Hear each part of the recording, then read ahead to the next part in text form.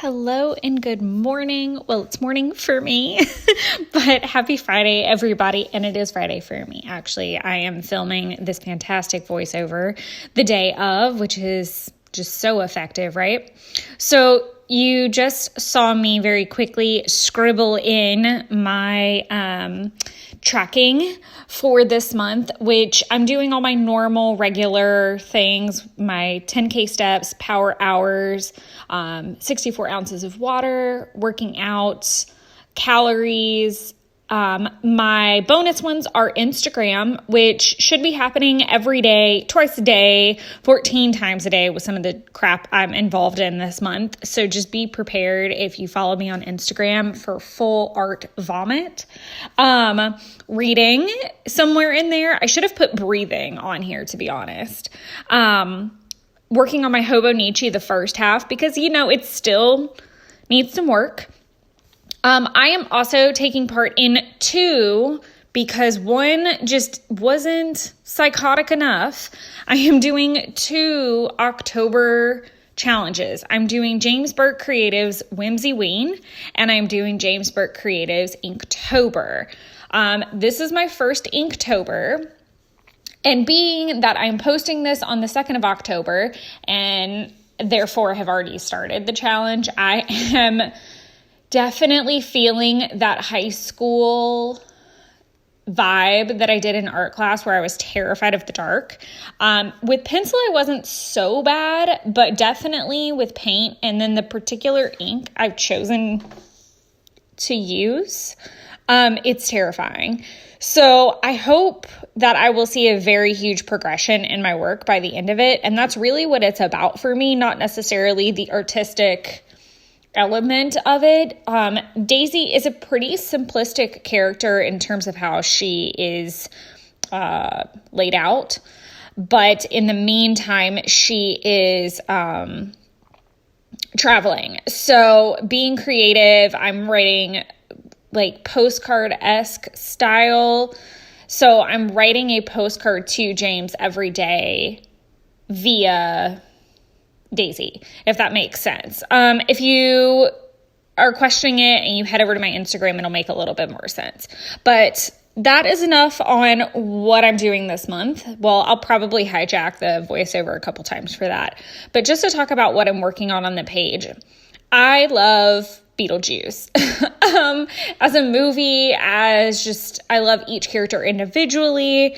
And I love these cutie pie stamps from James. So it didn't take me long to come up with the idea of this. I really liked the idea of her being, the cutie pie being stamped on the page. And I did use the larger one. So if you have that set or you're interested in that set, I'll put all the links for James down below because it sounds like I'm plugging him or sponsored, but truly he does fill me with a super sense of inspiration.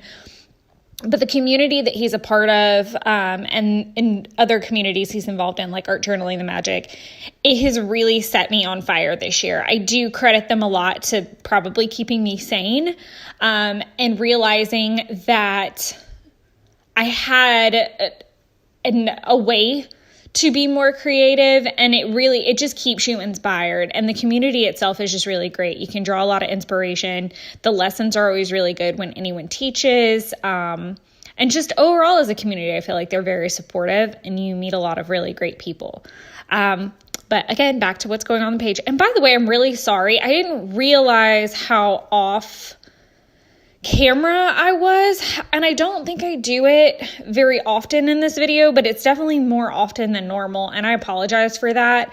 I think you can get a general gist of the idea of what's going on. I don't think anything crucial is happening off camera. I did print some reference images because if you've ever watched my videos before, by the way, hi if you're new. I didn't say that in my intro. Normally I say that somewhere in the intro, but welcome if you are new to the channel. And you probably think I'm a basket case already, but that's okay. But I did print out some reference images. That makeup photo on the bottom was a huge inspiration for her hair, and how I did do the makeup on her face. As far as like the dress itself, I just really wanted a couple different, inspiration photos, I guess, to draw from, literally and figuratively. But anyways, back to Beetlejuice and all of its splendor. I thought that the Cutie Pie stamp kind of in a big Beetlejuice-esque dress would be really cute, along with the fancier style of hair and all the green and the purple and the teal. It was fantastic. I am using mostly my Jane Davenport colors. I have recently procured, through purchase, not sponsorship, a lot of Hydracolors. I am hoping to post that video, I think, I can look in my planner and probably tell you because it's actually sitting in front of me for once. Let's see, I think I'm posting it next week. Yes, I am posting a swatch video next week.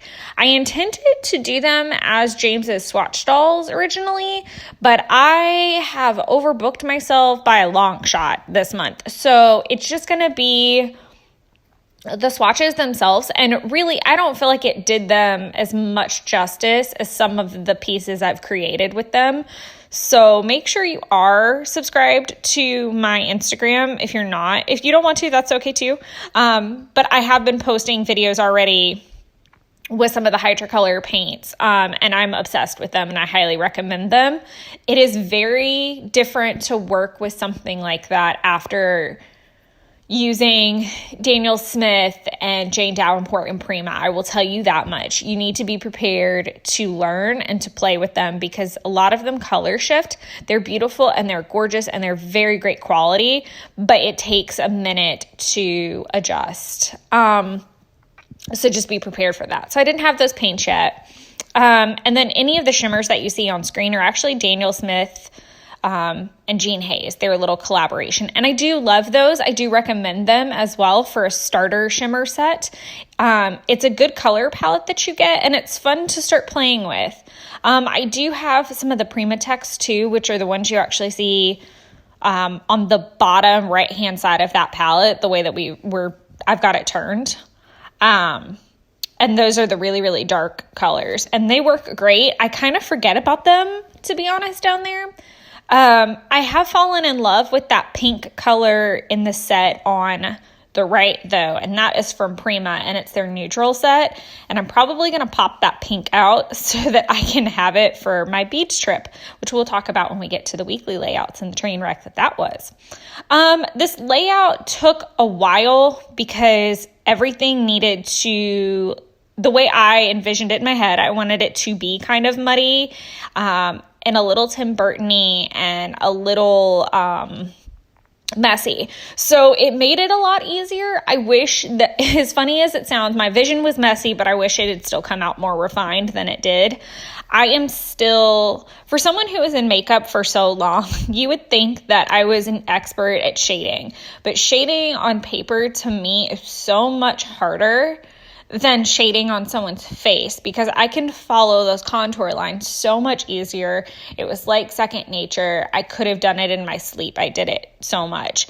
But doing it on paper, especially in such a very small area, really is a challenge for me at times.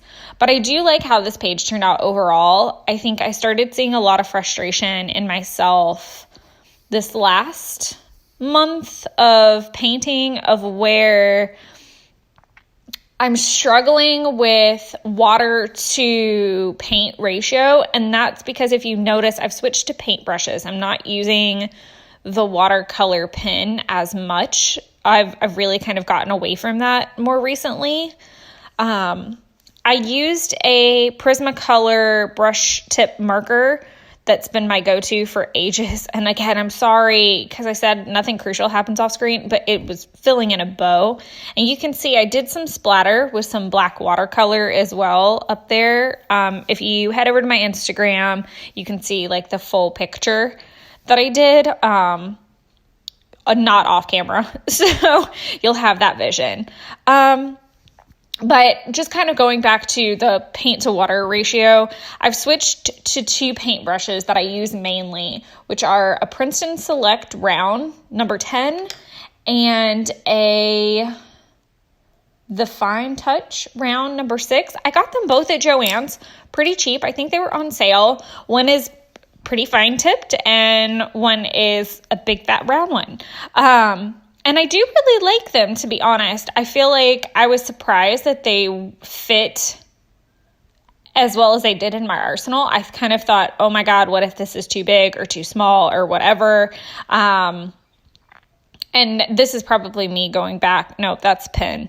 But I do go back, obviously, with my white Signo Uniball in broad to do all of the white highlights. That pen needs to be in your arsenal. If you're going to be in art journaling or creative journaling, get that pen, pay the money. They do actually even have a 3-pack that has a silver and a gold that's kind of useful too. You won't blow through it quite like you do the white, but I highly recommend it. It's probably the best gel pen, like white gel pen I've ever used. And I've used Jelly Roller for ages. I've used the Sharpie, that's the water-based, which is really good, but can sometimes be problematic. I think all pens have pros and cons, but Sharpie, if you can get a hold of the Sharpie that's the fine tip water-based, it is really, really good.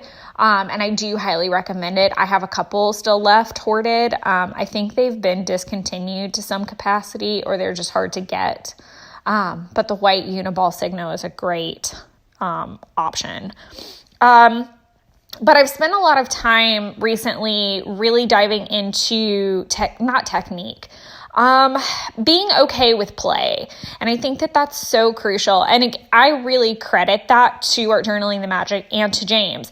It kind of felt like I got set free this year. I feel like it's very easy to get sucked into right and wrong way to use your supplies. And I don't think that's fair. If you want to learn a technique or you want to be better at something, that's fine. Like I was saying about being afraid of the dark, I was painting a little bit last night and I could completely hear my high school art teacher say, darker, get darker. I would have like this beautiful piece of work, but it would be mostly grayscale. Like I would have a lot of white space. I'm not afraid of the white, but I would just be afraid that I would get it too dark and not be able to come back. And so we constantly were in a battle, and I feel like I instantly got sucked back 10 plus years into that place, and it was terrifying. So I hope by the end of it, I've really pushed a little bit more past that. So I look forward to that. I did choose to, I tried to brush letter goals and bills. Now, I have made all of my 2021 planner choices and decisions. I don't think I've accidentally let anything slip in a video, and I'm not going to until I release those videos. But it definitely nodded to that by doing the goals up there. And then I also did bills because typically I would use my monthly spread to do my workout log goes on the actual layout, and then my bills go down the sides. And this was so silly because I get 3 paychecks in October, just the way the month falls. And it was so silly that I took extra space just to write the goals, and I really needed that extra space because of the extra week, which was kind of a pain in the ass. So here you are going to see me cutting up all of these lovely quotes. It was actually a printable I found on passionplanner.com. I've used them before, and I missed Hobonichi has daily quotes on their pages, but in the AVEC size, all of the quotes are in Japanese, and I don't want to play translator lady and try to figure that out. So rather than look up quotes for every week or go through my Pinterest board, I found this and I thought, oh my God, I think I Googled like quote stickers. And these came up as a printable option. So I printed them on sticker paper, cut them down, and just plonk them in there. You don't get to see that because once again, I'm off camera. I fiddled for a really long time trying to find placement actually, which was really annoying. So yeah, I just plonk it right there in the corner. And then I write to do, I think, on the left-hand sidebar that you get. And then I put focus along the top in a really nice cursive. I was really proud of my cursive this particular go round, or my hand lettering. I did focus and then drew a line at 8:30, I think, because typically I'm driving to work at 8:30 or I'm getting into that mindset. So I wanted to stop it there so that my hour by hour could start. But I put a focus for each day, and that can be really broad or it can be really specific. It might be to take a breath. It might be to finish binge watching a show. It might be to pack.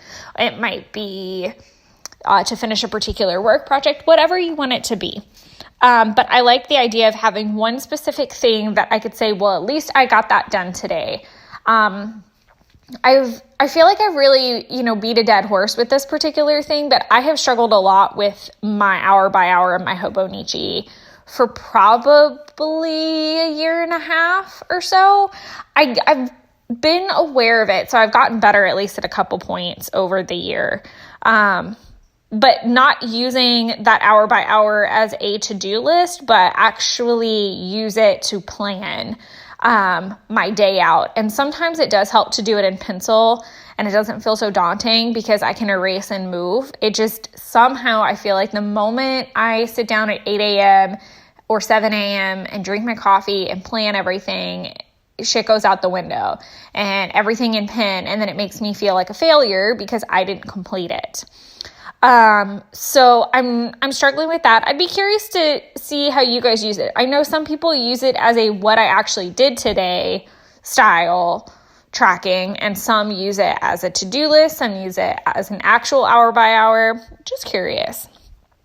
So let's talk about stamps. So I went back to using my little utensil stamp for meals this month, and I added my little water tracker again. So the water tracker thing that I use is from Studio Calico and is no longer available, and I'm really sorry, and that's kind of why I hate to use it, but it is really effective for me, and that's what's important at the end of the day. And then the utensil is from, I think I got that backward. Oh dear. Okay, the utensils are from Studio Calico, and you can no longer get that set either, so it really doesn't matter.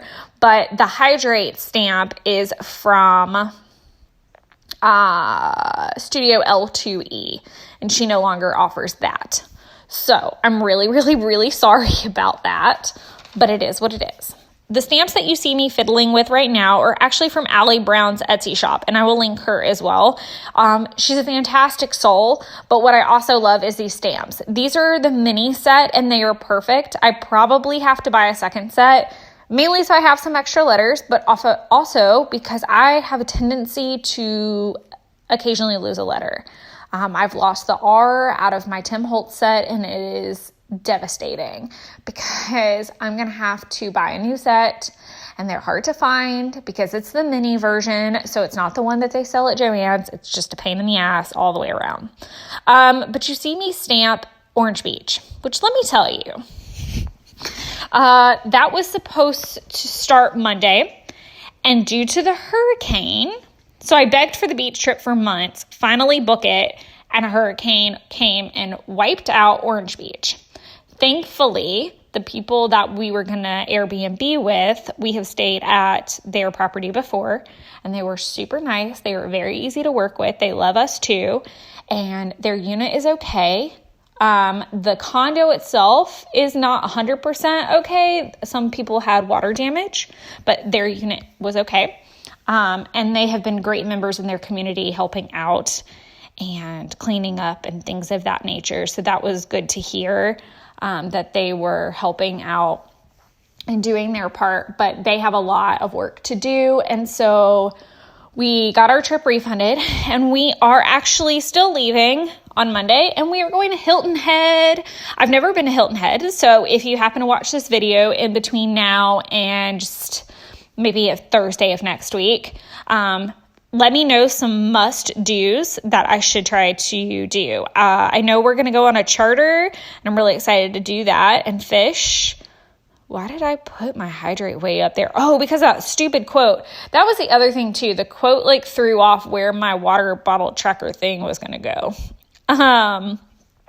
I am not happy that I hand-lettered Happy Halloween right there. I wish I had just used a sticker or something, because it looked, I don't know. It looked okay. It matched, obviously, but it was still aggravating. So that's that on the Halloween / actually, no, the vacation thing. That's what I was ranting about. Sorry, I lost my entire train of thought. So yes, we're going to Hilton Head, not Orange Beach.